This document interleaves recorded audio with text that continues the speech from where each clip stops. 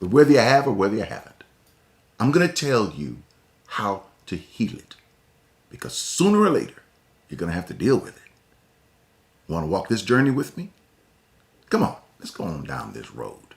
How do you heal a broken heart? I'll be right back.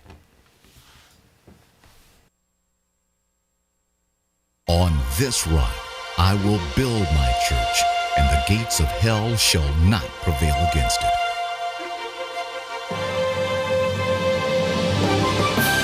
Abundant Life Cathedral Church, the church of tomorrow today. A ministry that is building the people that shape the world.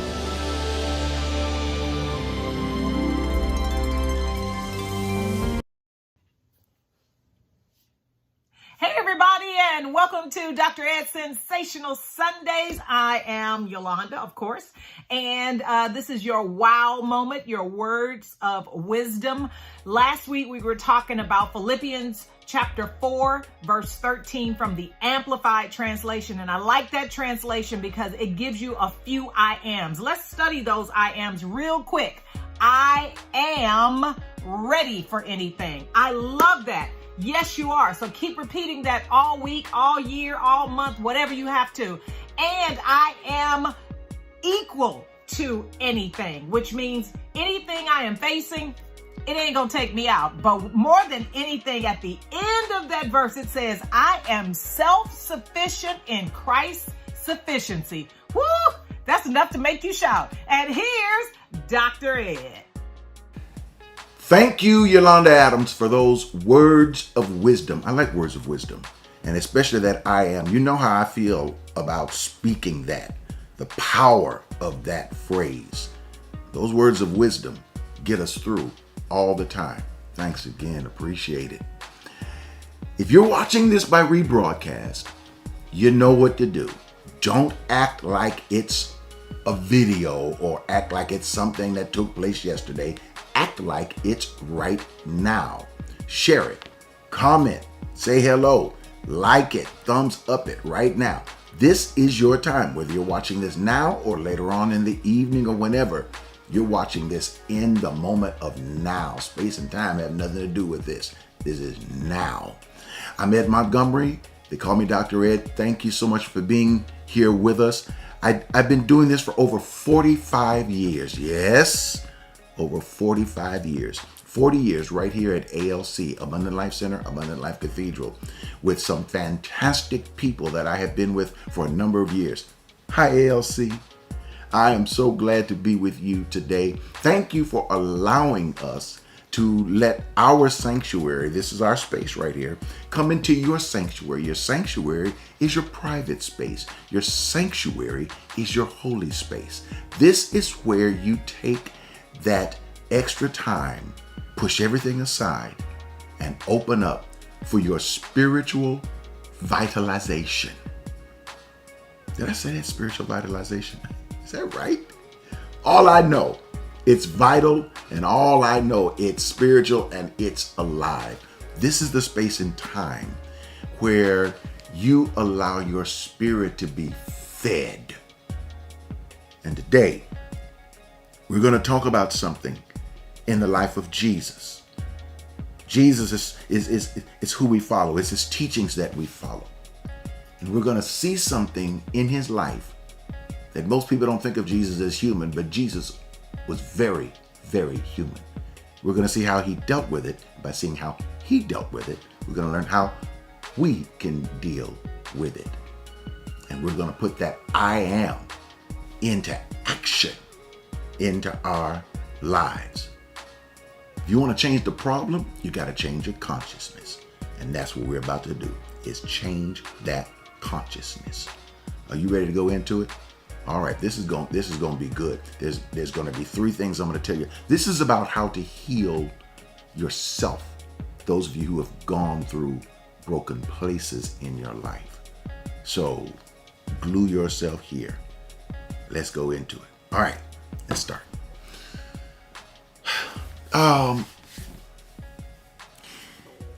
Last week was part 1. This is part 2. Last week I helped people understand how to deal with people, how to work with people who are going through grief and helping them get through grief. And I told them, don't go in quoting a bunch of scriptures and, telling people that they're in a better place and all of those different little things. It may make us feel good when we say them, but you got to look at things from the place of other people. This week, I'm going to show when we are going through a broken heart. And I decided to take it up into the level of a broken heart because people lose things on so many different levels. I've had people say, well, you don't know how I feel.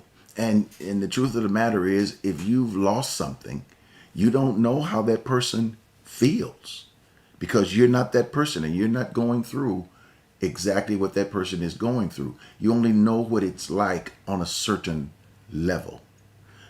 Pain can only be dealt with on a certain level. Just yesterday, we've been watching and dealing with those images from 9/11. And it's always amazing where people say, well, why we got to do this every year? Didn't mean anything to me. That happened 20 years ago. But it means something to the people that went through it. It means something to the families of the firefighters, to the children who may have been only 10 years old at the time, of the firefighters, of the police, of the first responders, who instead of running out of the building, ran into the building because there were human lives that were screaming and that were crying and that they need to do whatever they could, even at the risk of their own lives. And some of them, many of them, lost their lives in order to save someone else. So 9/11 means a lot to other people. It means something to our country because of how we are bound or binded together through the hurt that we experienced together. And although that was seen as terrorism from outside, foreign, we're also dealing with terrorism on the inside of our country, domestic. And it's so important that we understand this so that we can begin to bind ourselves together so that we don't have all this that's happening. You're dealing with things going on the outside, things going on the inside. You're dealing with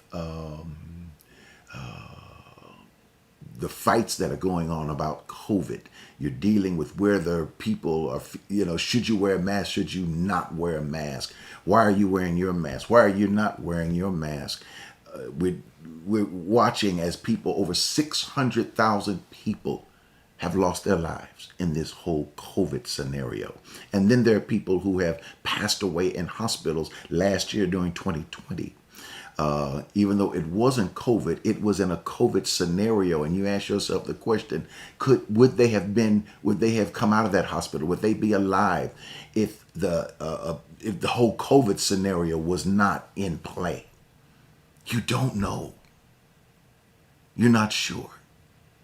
There are people who have lost loved ones, not mothers, fathers, sisters, brothers, husbands, wives, spouses, girlfriends, boyfriends, best friends that they have grown up with over the years. Hearts have been broken. And some of you will tell me that those hearts have been broken in many pieces. How many of you have ever dealt with, I'm talking about a deep broken heart? How long did it take you to get out of that? 1 week? No. Month? Several months? Years? How many years? How long did it take you to get out of it? Have you ever gotten out of it? We're going to deal with how to walk through this space and how to heal these areas in our lives. So just stick with me and connect with me right here, right now. Are you ready? All right. Matthew chapter 14, and you will see that verse on your screen. And I want you to read it, look at it. I'm basically going to paraphrase it. And what it says is that Jesus got on a boat and he left. And let me tell you what happened. He had just heard that his cousin, John the Baptist, had been executed. They cut his head off. His disciples, John's disciples, went in, buried the body of John, and then came back to tell Jesus what had happened to his cousin. One of the things I didn't tell you last week, and that is that one of the ways in when we're dealing with grief and when we're dealing with grief with other people is that after John's disciples had buried the body, they came to Jesus. It says that when they told him John was dead, it says that Jesus, in another actual chapter, brought John's disciples into his inner circle of disciples. And Jesus told the rest of the disciples, feed them, comfort them, take care of them. Whatever they need, give it to them. Because they depended on John. They connected with John. Now they're with me. Jesus brought them into the fold with him. No questions asked. No expenses spared. This is what you do when people are hurting, to make sure they're as comfortable as possible. But then after this had happened, it says that Jesus left. He left his disciples. He left everybody, left the camp. We don't hear where he took anybody with him. He went by himself. Got on a ship. Booked passage on a ship. It wasn't a rowboat. It doesn't say that he took it and rowed. It says he got on a ship. And that ship took him to the other side of the waters and let him off. It says, and then Jesus went into a desert place, apart. So it tells us there are two things that took place. And the first thing that took place was distance. He went in to a desert place or a deserted place. And he just got away from everybody. Took the boat, got away from everybody. This is what happens as soon as something happens to our hearts when they're broken. When we hear about the death of a loved one. When we experience going through that valley of the shadow of death. The first impulse that we have is we just want to be alone. We really don't want to be around crowds. People really don't want to be around a lot of people preaching wonderful things at them. They just want to be alone. And what we see is Jesus was going, and you've heard the phrase, physician, heal thyself. Jesus makes that statement, physician, heal thyself. In other words, Jesus was a healer, and Jesus would shine the light of healing on others, those around him. But now the physician had to heal himself. So he was about to take that light of healing that he would shine on others and turn that light in on himself. So he had to get away, to be by himself, to get his thoughts together. I'm going to take some liberties here because this is why you get by yourself. Sometimes you just want to scream. Sometimes you just want to cry. And you don't want other people to see that execution of pain. And when that pain gets to such a high level, you don't know how you react or will react. And you just want to be alone. You don't want any theology. You don't want any Bible doctrine. You don't care about your faith. You don't want to care about healing. You don't care about strength. As a matter of fact, if you talk to God, you're crying out to God here. And what I want to say to you about that, there is nothing wrong with it. As a matter of fact, it is one of the best things you can do, is create that distance. Now, please understand me. When something like that happens and people go into a room and shut their door, you got to let them deal with it. I know you might be worried about what they're going to do to themselves, but you got to trust them. You got to let them deal with what they're dealing with. And that pain can be, you have no idea. And I'm going to deal with what pain turns into, how to turn pain into something that is going to change everything. I've gone through I've gone through the transition of a child at 14 years old and also the transition of a wife. I've lost the two girls in my life that were very important to me. And so I understand not what happened.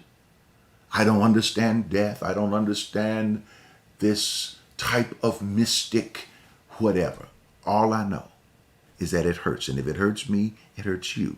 And it hurts all of us on certain levels. Everybody's not hurt the same way. But we all are dealing with things on different levels and how we relate to different people. There's nothing wrong with distance. There's nothing wrong with getting away. There's nothing wrong with clearing your space and clearing your head. And let me say this about distance. We go to places, sometimes it's not just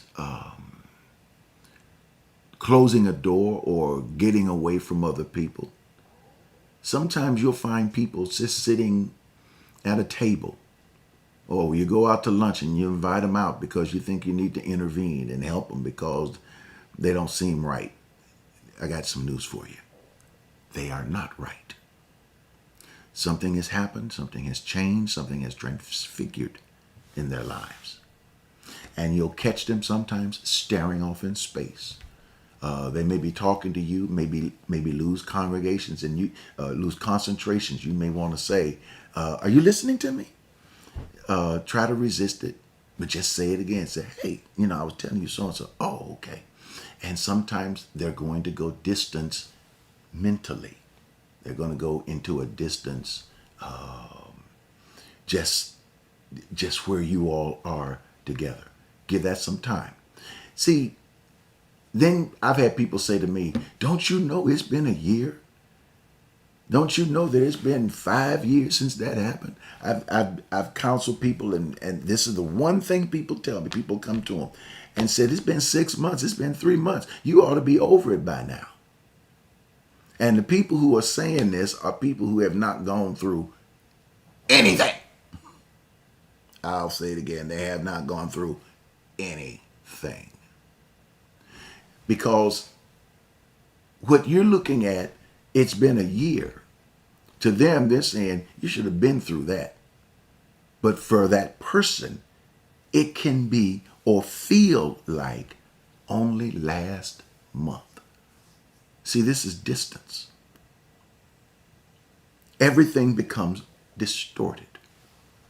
When a mother transitions, and I try to stay away from the word of losing a mother, but sometimes that comes out, or losing a parent or losing somebody, but sometimes that comes out because I'm speaking English to English-speaking people, and sometimes that's the way it feels. It feels like a loss. It's not that that person is lost. Our beliefs teach us that we don't lose them, that they've just transitioned, and that's a wonderful way to put it, or that they've gone home, or that they've moved on. So it's not that I'm not saying that we've lost them. What I am saying is we feel a loss inside of us. You feel the loss inside of you. How many of you know what I'm talking about? It feels like something is missing. That's distance. The second thing that you have to deal with, it says that Jesus went into the desert place, apart. So it goes into number 2. Number 2 is you got to give yourself some time. First of all, you gave yourself some space, some distance. Now give yourself some time. I don't know, I might have gotten them mixed up, but it doesn't matter. It might be space and time. I might have them switched around, but that's that Albert Einstein thing, because Albert Einstein says that space and time are the same thing. But you've got to give yourself some time. And don't allow yourself to be on the timetable of other people. There are people who are going to look at you and feel that you should long been over this. What's wrong with you? You should be through this. Aren't you a Christian? Well, let me help you out. The Word of God says, and they'll come. Let me tell you what they'll do. They'll try interventions, and they'll get 3 or 4 of them together, and they want to take you out and take you to the dance club, or take you out to the club or somewhere, and invite 3 or 4 other people, who look good, and sit them around you, or they want to take you somewhere to eat, and you'll go out, and it's fine. You'll go somewhere. They'll take you out to eat. They'll even buy you food for you. But after that, they take you home, and you're what? Right back in that same space and time again. So realize that this thing is going to take time. What Dr. Ed told me, especially in the area of grief, and I'm not talking about loss of somebody you fell in love with and they broke your heart. That's going to take some time, and also there are going to be others that are going to come along. See, that's a little bit different if you lost somebody that you loved, that through death, but you felt like you were kicked to the curb. That hurts right there for that moment. Yeah, and it's going to continue to hurt. But as time goes on, especially if someone else comes into the picture, that other person can be another heart that can help you heal from that. The only problem you might have, and that is if you won't let your heart heal or let your heart mend, if you still carry the baggage from the previous relationship. But if you will just give yourself some time before you jump right into a relationship, and that's another thing. Don't jump right into the relationship or a new relationship with someone, especially if your heart's been broken by that person. Let your heart heal. Let it take the time and understand what happened to you. Somebody just came in and ransacked your soul, baby. They just ransacked you and just tore up who you were inside. You put a lot of yourself into them. And then when they split, they just took a piece of your heart with them. People call it a broken heart. They ought to call it a stolen of a piece of a heart, because they took a piece of your heart with them. And I don't care how much you knock on their door and text them, you ain't going to get that piece of heart back. It's gone. So you've got to deal with how to refresh that area of your life. In the area of death and in the area of grief, it takes that time, especially if people talk about the passing of a mother, the passing of a spouse, and I'm not going to even get into the passing of a child. I'll say that in just a second. But a mother or a spouse or a family member, someone that you are a good, close friend, I'll be honest with you, it's going to take a long time. Some people say, do you ever get over it? Not really. You change. You learn to function differently. And to those who have lost children, somebody says, do you ever get over it? I'm just going to tell you flat out the way it is. And somebody said, well, I lost one. I dealt with that with COVID. Something happened. There was an accident. And I hurt very deeply for people like that, because I know how it feels, and especially how as that child gets older and you get to know that child. What you experience it stays with you for the rest of your life. You never get over it. I know that's not helpful at all. But you never get over a child. What you learn to do is how to live with it. And especially those who are close to a mother or a parent, you learn how to live with it. And believe me, that takes time. It takes time to learn it. And this is what Jesus was doing. He had gotten out into a deserted place. And he was trying to take that time. You say, well, when you read the scripture, it looks like, he came out of it just like that. But remember now, they didn't have no planes, trains, or cars or anything. If Jesus got on the boat, it took some time for him to walk to the boat, to wherever the water was. It took some time for the boat to get to wherever it was going. When Jesus got off the boat, it says he went into a desert place, took time. It says apart. It took more time. Then it says by the time the people found him, and I'll talk about that, it took time for them to walk. They didn't have cars. They walked. Jesus was in this space alone by himself for a very long time. We don't know how long, but it was longer. It was more than a few days. And he was just there. And we don't see any evidence of him coming out of this. But I'm going to show you what brought him out and what got him from this place. Listen, before I go any further, let me say this. Normally this is the time usually we'll do an offering clip, because I like to do those offering clips because they're shorter, and I don't want to talk too long about giving but giving is such a vital part of our living. We give to live and live to give. It is so vital. Let me say this.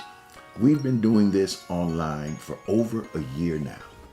And we are going to be going back into our physical building, hopefully within a month. We're looking at October. We don't know this virus. Either way, I'm going to be going in. I'm going to be taping from there. So everything is now in play, chairs and sound systems and all these things, because this place we're going into is fresh. And understand, I know church is not the building, the church is people. But at the same time, I want to be able to have a space to where we can social distance, where you can feel comfortable. And those who are going to be coming will be coming. Those who are going to still be online are going to still be online. And we'll, get some wonderful eye candy and all that kind of good stuff. But more than anything, we have got to begin to raise the consciousness of our generation. All the fights about masks, people trying to crush other folks' self-esteem, voting rights, all these things.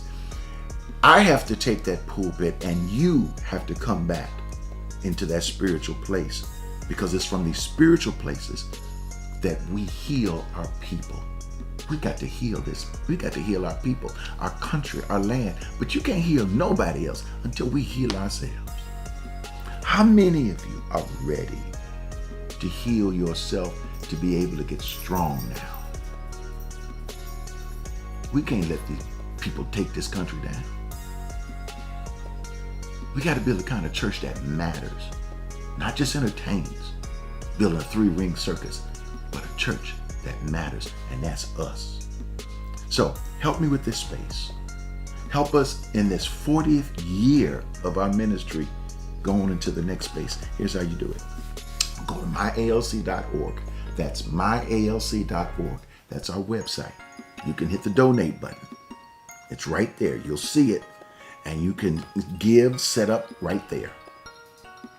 Or you can use your phone, your text to give. And that number is, type that number in there, 713-742-2035. That's 713-742-2035.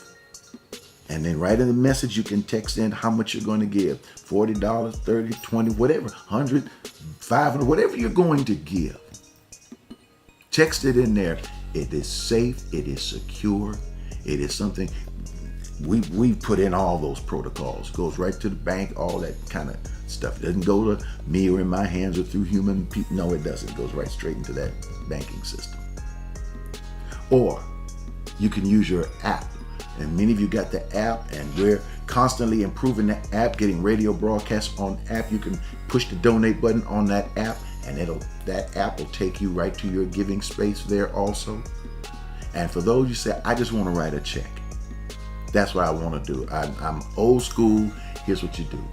You can write to Abundant Life Center, P.O. Box 772-300, Houston, Texas 77215. That's Abundant Life Center, P.O. Box 772-300, Houston, Texas 77215. Slip a check in there. Make sure you put a stamp on there. You can even slip a little note in there. Let me know. I'll get it. Look, I've been doing this for 40 years. And now it's time to step up even more. Sandra and I gave our lives to this. She's transitioned. I got to go on. You got to go on. And many of you have had loved ones transition. That's what we're talking about. But you know what? We're going to make their lives count and never be forgotten. Do what you're going to do. I'm looking forward to seeing it, all right? Okay, let's get back into it.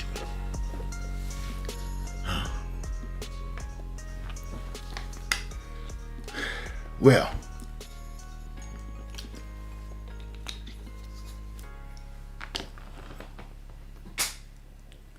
this is, I'm checking my time here. All right, I can do this. Jesus was in these mountains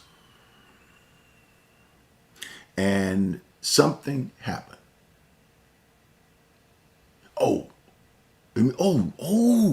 I forgot to say this. Take a moment right here, by the way.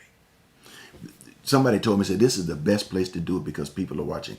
If you're liking this so far, hit that like button.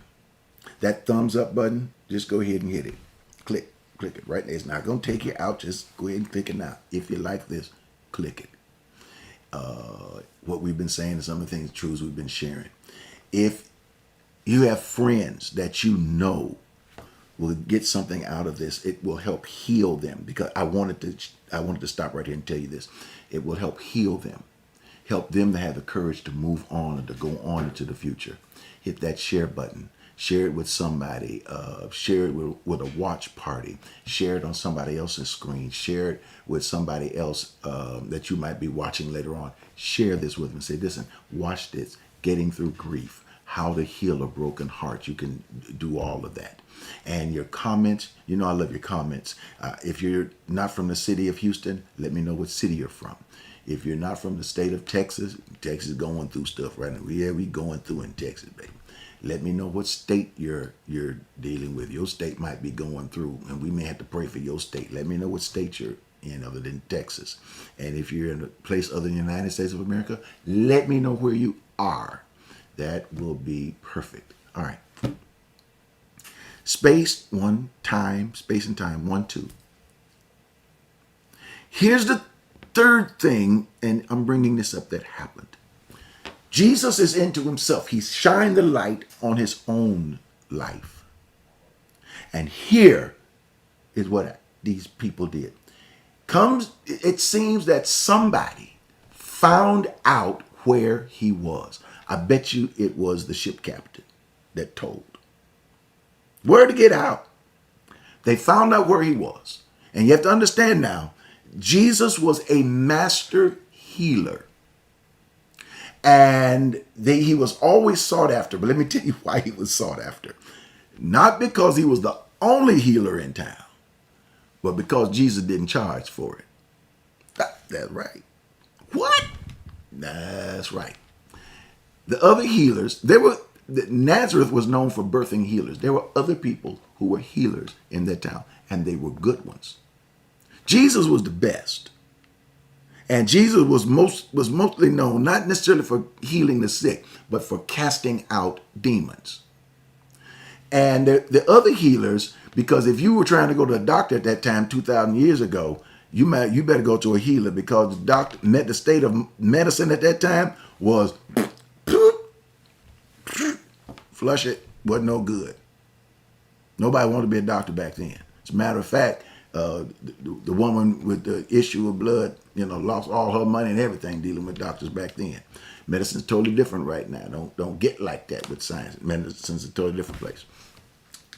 But Jesus, they came to him and they heard that he was in their region.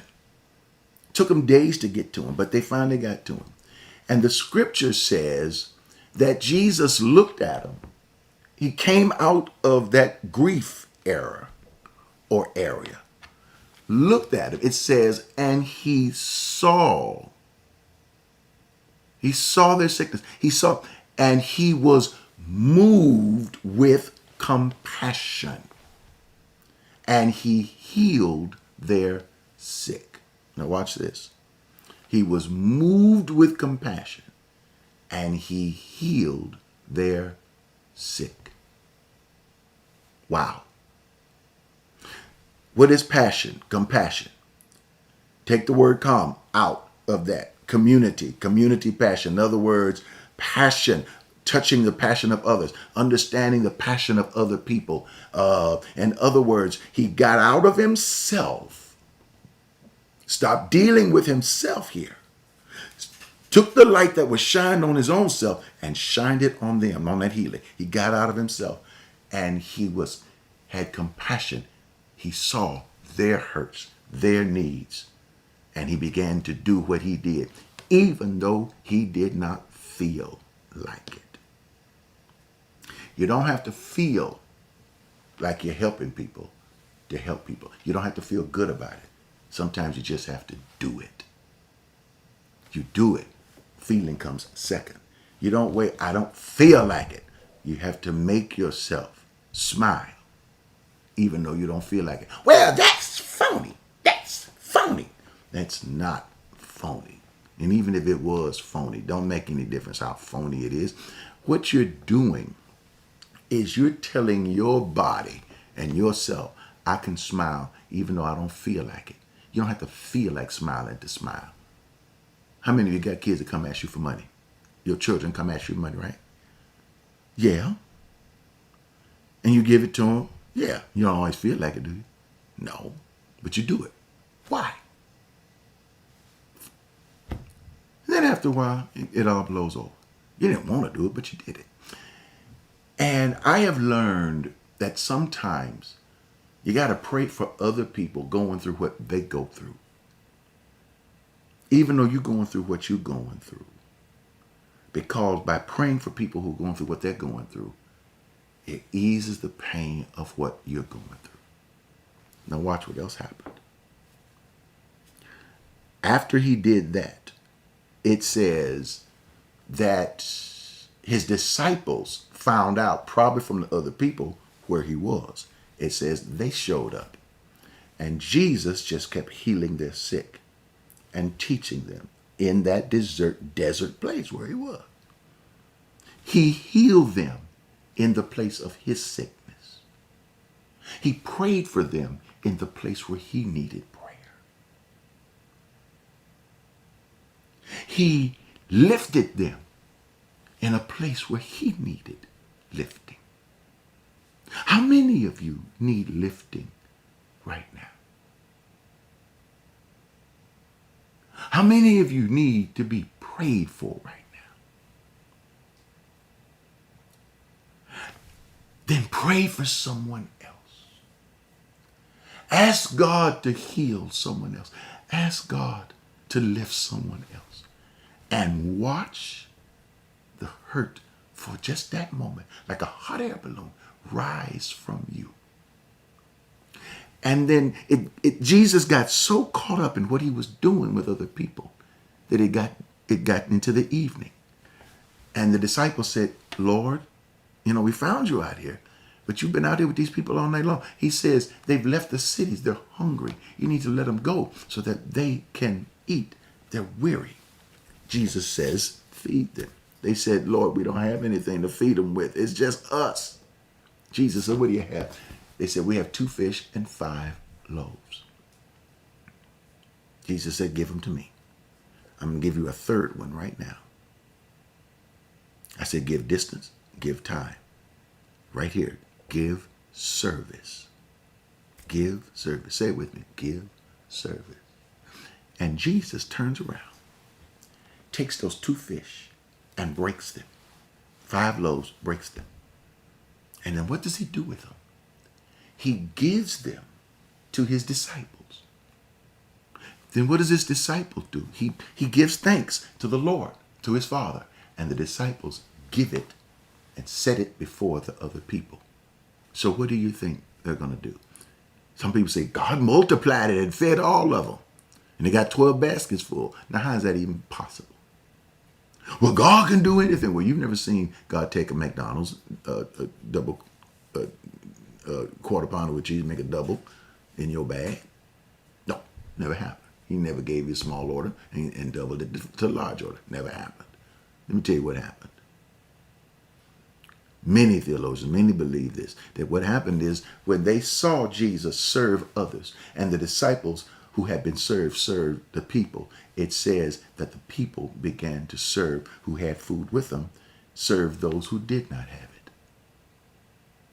They gave of themselves. They served. And when they served, it says 5,000 people were filled so full that they had fragments left over, 12 baskets full. Look at that miracle. Then after that, Jesus left that place, got in a boat with his disciples. No, he left the place, got in a boat with his disciples. Then he went back up into a mountain to get back into his space again. He was there all night long, early in the morning, before it was light. He looks down. They're in a storm. What does Jesus do? He leaves again because they're hurt. He begins to serve again, and he sees them in a storm. He goes out, and he begins to walk the water to him. Understand now, power, walking water. They turn around, and they see him. Peter says, if it's you, let me walk with you. You heard me tell the story. And Peter walks water with Jesus. Jesus walks back to the boat. Get back to the boat, the storm stops. When they get in the boat, they go to the other side. When they get there, it says that there were people who had heard that he was in town. And they said, sir, you don't have to heal our sick. You don't have to cast out devils. Don't do anything. Just let the people who are sick in our town come and touch the hem of your garment. Are you ready for this? You ready for me getting ready to tell you? Pain can be turned into passion. Passion is turned into power. And power is turned into purpose. When you turn your pain into purpose, not only will you change the lives of others, you'll change the life of yourself. Let me tell you this. When you're going through hurt and pain, every time you go through things that hurt you, you dump them into like another room in your life. You know that old spare room in your life? You know that junk room you don't like to go in? Yeah. When you encounter things that you don't want to deal with, you dump it in that room. When you pass things that remind you of things that hurt you, you don't want to deal with it. You close your eyes and you just dump it in that room. But in order to get to the other side of your house, you got to go through that room. So what do? You don't turn on the lights because you don't want to see all that junk. What happens when you're walking through a room and you don't know where everything is? You bump your shins, you hit your knees, you stub your toe, and you never get out of that pain. I'm here for one reason right now, is I'm going to help shine the light in that room. Get a good flashlight, and I'm going to show you this is where this is, this is where this is, this is where this is. See it? See it? See where it was? When that man walked all over your life and tore your heart apart. See where that was when that girl walked away and didn't know how much you loved her. See where it was when mom had given into your life and you miss her so much, and like a rubber band, that's been snapped and then popped. She's been taken from your life. Here you are by yourself. See where that happened? Oh, I know the tears are there. I know the pain is there. But now you see where it is. And if you can see where it is, you can remember where these things are. And if you remember where it is, guess what? Even though the room is dark, you can walk through it because it's not going to leave. But you can learn how to live with it and walk through it and not get your knees bent and busted and your shins hurting or stub your toe. This is what it is with Christ. You learn how to walk through the hurt parts of your life and still survive. That's how you heal a broken heart. I pray for you. I lift you up. I hold you up wherever you are. Those of you that have dealt with loved ones that are no longer with us. Those of you who have been crying over that broken heart, nightmares, fear. I speak strength and peace of mind. Take the time to heal. Take the distance and begin to serve others. And say, it's time for me to get out there and help others do better. Listen, my time is up. But if you got something out of this, hit that like button. If you got something from this, share this with one of your friends. If this blessed you and lifted you, type in that comment. Say, thanks. I feel lifted. Look, take this 15 seconds. Just be grateful for life. Breathe in, breathe it out. Love you. See you next week. Bye-bye.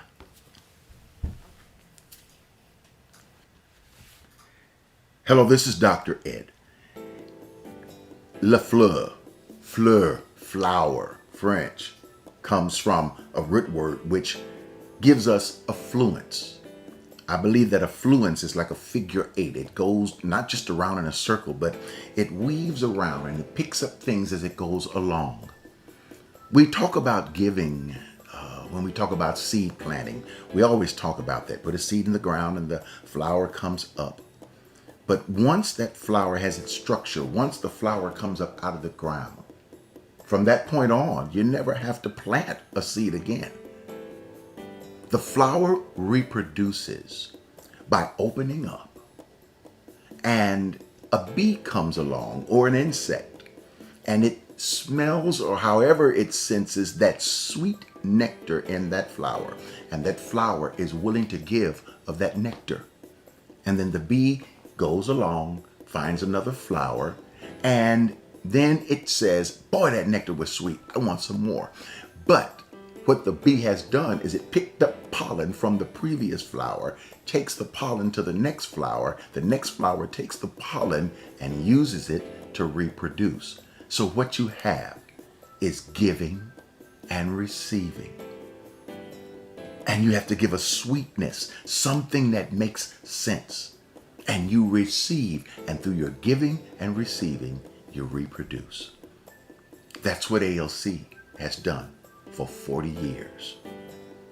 Our goal is to provide the sweetest nectar so that when you give, you also receive and you reproduce in your life. Take a moment right now, and if not now, make sure you do it right after this, and go to our website, myalc.org. That's myalc.org. Click the donate button and give your best gift right now. And like so many, you can use your phone and you can use that text to give. And all you got to do is dial 713-742-2424 2035. That's 713-742-2035. Type in the amount you're going to give. $40, $140, whatever you're doing. We're doing 40 because it's our 40th anniversary. But whatever you do, make it your best gift. Do it from your heart. Because you know what? You are going to reproduce. And you're going to reproduce in such a way, God's going to do amazing things in your life. Thank you so much for all of your contributions. And thank you for what you're about to do right now. Okay? All right.